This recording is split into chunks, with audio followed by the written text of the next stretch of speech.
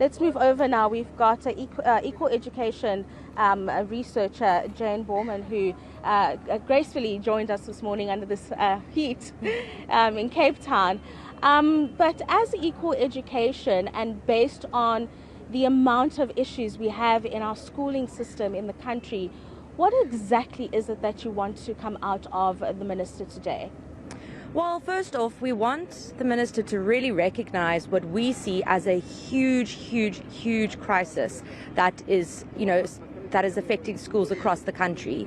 I think, there's so much talk about ESCOM and the energy crisis, and we want the Minister to recognize that the crisis in our schooling system is just as serious and will have just as serious effect on the future of this country and the future of our children.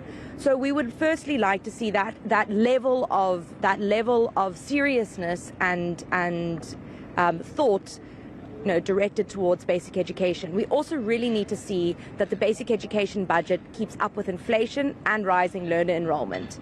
If it doesn't, we'll be left with children getting fewer resources and fewer support than they were last year, and that's a huge problem. Yeah, I mean, the examples are many. In Gauteng, for example, the shortage of classrooms means that children sit at home for months before they get placed. And what's the problem now is that while we're dealing with ESCOM, there's a fear that a lot of the resources will be channeled towards the power utility at the expense of important departments like basic education.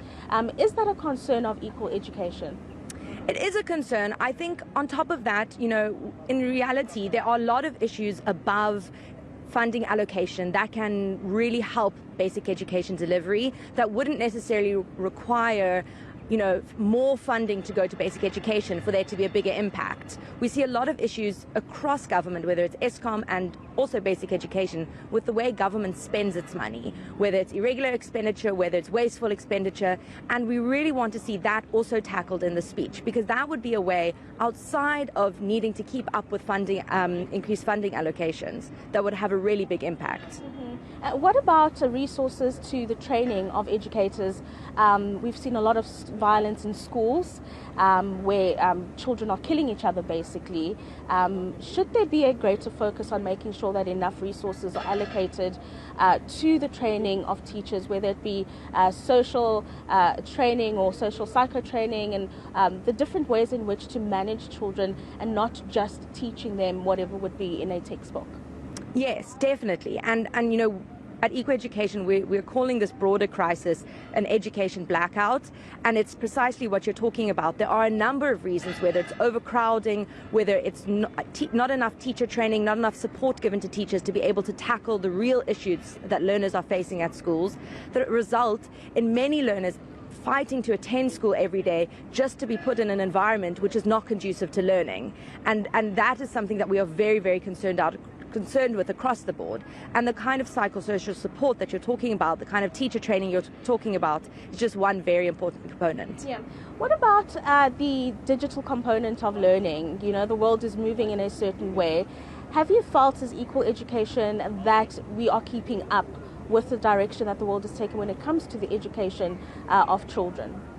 Well, 29 years after into democracy, we're still fighting to make sure that schools have running water, that schools have reliable electricity, that schools have working toilets. I mean, the conditions that some children go to school in, the idea of getting the right digital training and digital learning happening is just so far beyond where we are.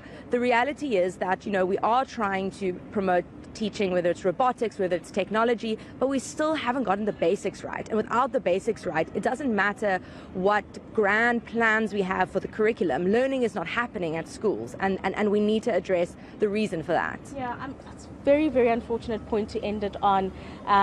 Very important conversation as well. For no, imagine that we're still trying to get the basics right, giving water and electricity to the schools in the country. We can't even move with the world as we focus on alternative forms of learning in the form of digital or other technologies, just because we can't get the basics right. And of course, it's going to be important for the Minister to acknowledge the needs of the basic education system in the country.